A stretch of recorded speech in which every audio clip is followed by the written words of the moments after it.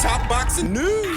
Okay, we'll start with this. A fight from this past weekend that may have flown a bit low on the radar. Ryan Rozicki, Nova Scotia's own Ryan Rozicki's bid to become the mandatory challenger to newly crowned WBC Cruiserweight champion Noel Gevor. And as I predicted, as I expected, Ryan Rozicki won the fight in knockout fashion. And this fight, what you had, was two very heavy-handed punchers. Two heavy-handed guys, one substantially more experienced than the other, perhaps too experienced. The discrepancy in age between Ryan Rozicki and Durodola. A guy with 53 professional bouts, 53, certainly more than Ryan's got, but he's got 10 losses, and 8 of those losses were knockout losses. So even though Durodola is a hard puncher and an experienced guy, he's also chinny and he's also war-torn. He's weathered. I figured if Ryan can land a solid shot on this guy, he can get him out of there.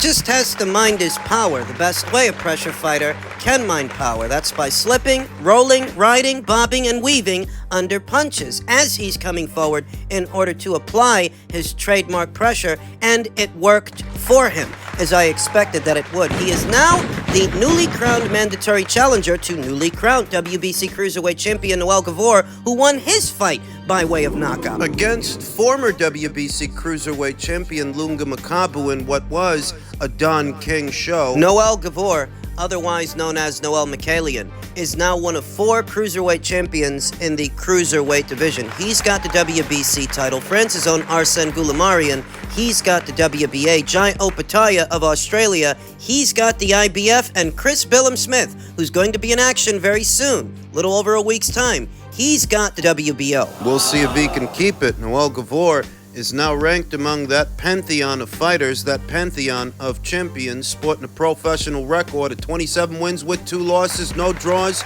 12 knockouts, having never been knocked out in 29 professional bouts. What will be a somewhat different assignment for Nova Scotia's own Ryan Rozicki when the time comes, when it's time to share the ring with this guy and try to take what he's got. This is a younger guy than Durodola, and unlike Durodola, this guy's never been knocked out. He's never been stopped, and it's not for lack of trying. He's fought some good fighters. He gave Mayris Briedis, former champion Mayris Briedis, one of the better cruiserweights the cruiserweight division has seen in the last 10 years. He gave him all he could handle, and in the eyes of some, he should have got the decision, but he didn't. He's a champion now, and Ryan Rozicki means to dethrone him, sporting a professional record of 20 wins with 1 loss, no draws, 19 knockouts, having never been knocked out in 21 professional bouts. I'd say comparatively, Ryan is the stronger puncher. And the younger fighter, Ryan's 28, whereas Noel is 33. Ryan Rozicki is about 5 years younger than Noel, but mean-spirited, a mid-range to inside bruiser,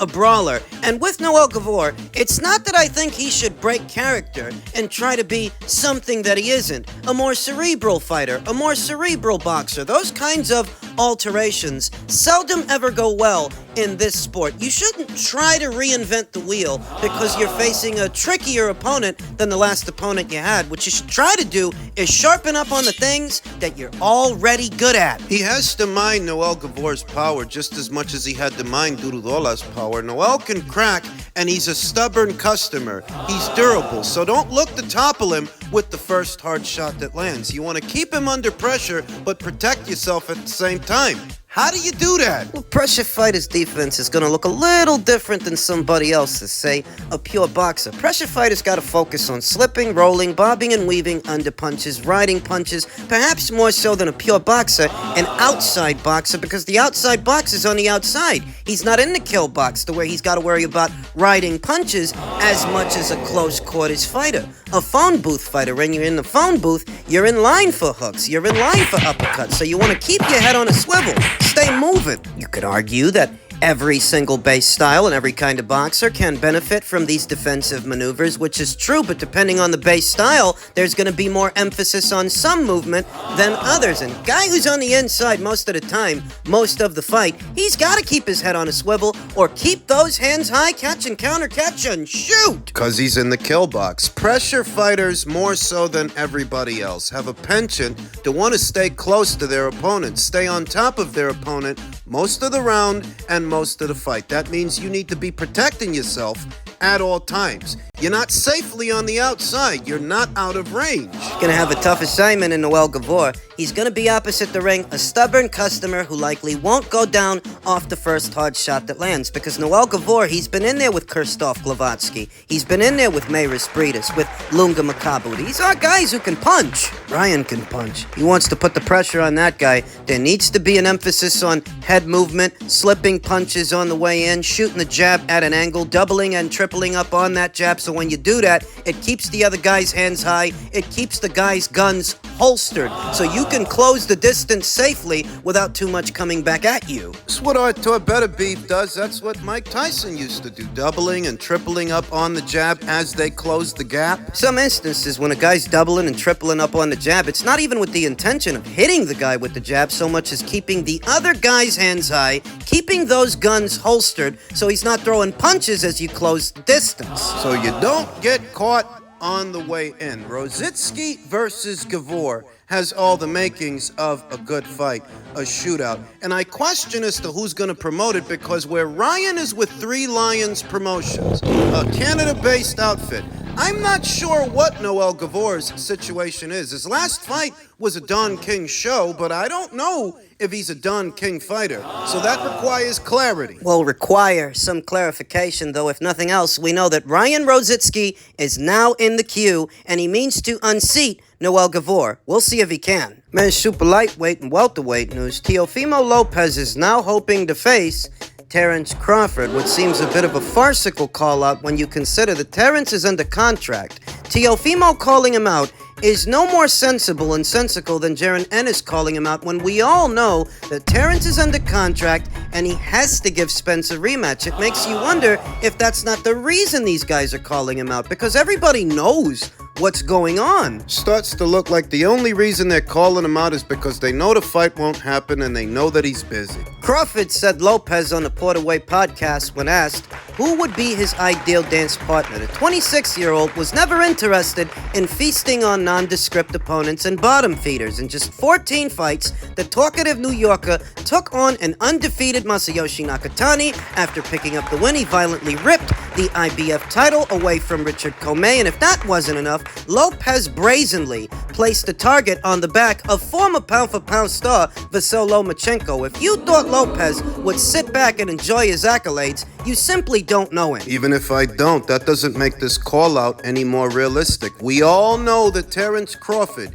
is contractually obligated to give Errol Spence Jr. a rematch because Errol has a rematch clause, which he activated. And rumor has it, their second fight is set to go down in March of next year. Normally, Lopez sticks his chest out and brags about what he'll do to a particular opponent. This time around, considering who Crawford is, he took the respectful route. Although winning is normally at the top of his to-do list, for Lopez, it isn't about knocking out Crawford off his throne and claiming it for himself. Instead, it's all about the schooling he would undergo in a possible matchup with him. I love challenges. How else am I gonna learn? How else am I gonna actually be great? There are innumerable issues in association with this fight. This proposition, I should say, because this fight will never materialize. What kind of money would Teofimo want for the fight? What kind of money would Terence want for the fight? This would require Terence to go back to working with Top Rank, and I'm not sure he wants to do that. He didn't leave the promotional banner on the best terms. And this is all aside from the rematch clause that he is contractually obligated to honor. Boxing insider Rick Glacier stated, Teofimo Lopez calling out Crawford after Crawford says he wants a fight with Canelo after he again destroys Errol Spence. It's a bigger challenge for Teofimo to beat Crawford than it is for Crawford to beat Canelo. And that's spot on. I have to agree with Rick here.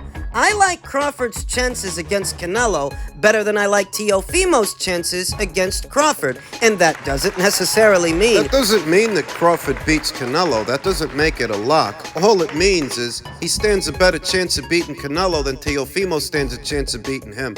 I don't like Teofimo's chances in that fight at all. Doesn't have the style for Terence Crawford.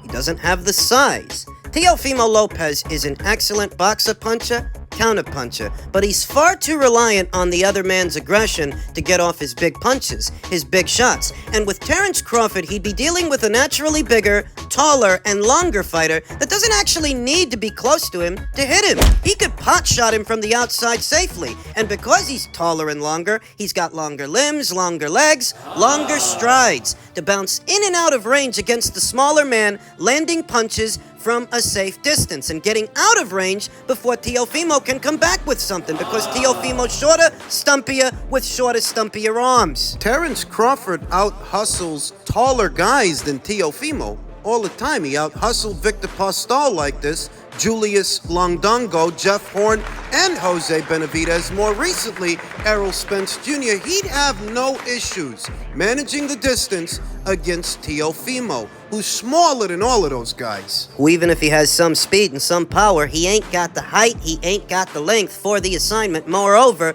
Terence Crawford, being the taller, longer fighter, managing the distance safely from the outside, getting off those power shots, he'd put Teofimo in a situation where Teofimo has to close the gap, where Teofimo might have to chase him. And we all know what happens when Teofimo gives chase. He gets walked into punches. He gets walked into shots, like when he walked into a shot from George Kambosos that made him hit the deck. Same thing happened at 140 with Sandor Martin. This is not like Josh Taylor. Yeah, Josh was taller. Yeah, Josh was the bigger man. But Josh is not an outside fighter. He's an inside guy. Mid-range to inside. Terence might be too strong for Teofimo on the inside and too sharp for Teofimo on the outside. He could snipe him easily. Snipe him from the outside. I don't see a win there for Teofimo, and perhaps the silver lining is that fight isn't likely to happen anyway. So as a conversation, if we're gonna hypothesize and postulate, Teofimo has neither the size or the style for this assignment. He's a great young boxer, and I have to admit, I've underestimated him in the past. But even in those situations where I've underestimated him, I could still see an avenue of opportunity in those situations. I could still see a way for him to win. In this situation, this is a no-win scenario. You don't beat Terence on the inside, and you don't stand no chance on the outside. This guy would pick Teofimo apart. And I know he's ambitious, but does he have a death wish? Don't think so. I think he knows, like I know, like you know, Terence is contractually obligated to fight Spence again, so if you wanted to call him out, quote-unquote call him out, now would be the time to do it. Because you know that he's busy. That's all it is. As it pertains to Terence Crawford, who I just mentioned, he's once again shooting down the Ennis fight, reiterating his interest in either Canelo Alvarez or the rematch with Errol Spence, the rematch he's contractually bound to having, yet no one seems to understand that. All of a sudden, the entire boxing world is bewildered by how rematch clauses work. Listen, like I said, Jaron is in one place, and I'm in another. I'm looking for mega fights right now, and right now, that's not a mega fight. Crawford told a group of reporters on Friday. That's my standpoint on it. I'm looking to fight guys like Canelo Alvarez, that's pretty much it, man, and a rematch with Spence, and that's it. That's over for me. Terence Crawford is in his mid-30s. What do you expect? A 3-division, 3-time lineal, 3-time Ring Magazine, 2-time undisputed champion to say? Terence Crawford has remained adamant that he would climb up to 168 for the chance to clash with Alvarez. Man, that would be lovely. That would definitely be lovely, said Terence Crawford. He wants the same fight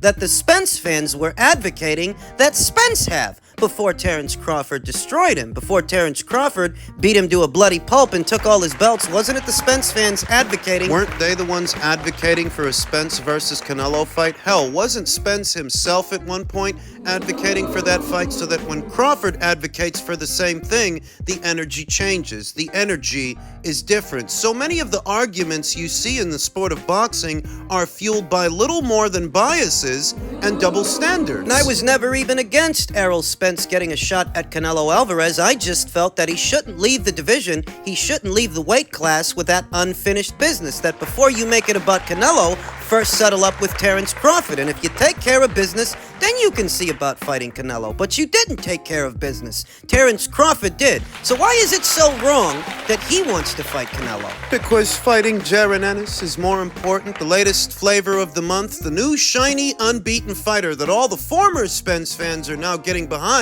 because they don't trust Errol to do the job in the rematch. And why would they? They saw the fight. They saw what happened. And as Coach Malachi likes to say on his podcast, if these guys didn't have double standards, they'd have no standards, none at all. Crawford's trainer is confident that Canelo has holes in his game, holes that Terence Crawford can exploit. And in truth, even the very best of the best fighters have deficiencies and drawbacks and holes in their game. There really is no such thing as a perfect fighter. Anyone can be gotten to on a long enough timeline. Everyone. It's all contingent upon chance and circumstance. The state at a weight class, given the age of a fighter, where he is in his career and what he's already done so far. Very few fighters in the sport of boxing are going to leave unscathed, unbeaten. It's actually a rarity. Not against Terence Crawford getting his shot at the big time.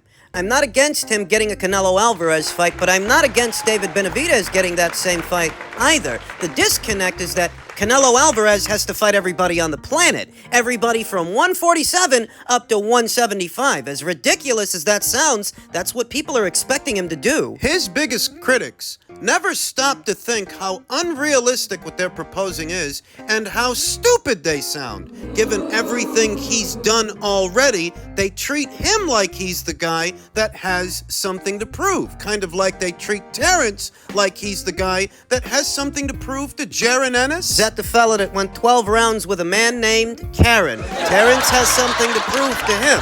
Something to prove to you. You, who criticized him for years and claimed that Errol Spence would be too big and too strong and he'd crush him. And now that was proven false, you're saying the exact same things about a less proven fighter in Jaron Ennis. It never ends. It's never going to, because underneath it all, it's not about Terence proving he's the best or Canelo. You just want to see those guys lose. You want to see them lose because you're mad they proved you wrong. You can't get over it, to the point you'll get behind almost anybody that calls them out, no matter how stupid it sounds. How stupid you sound. For me and my money, Terence Crawford and Canelo Alvarez, whether they fight or not, jointly, they've already proven that they're two of the best pound-for-pound fighters in the sport, the best of this era, whether they fight each other or not.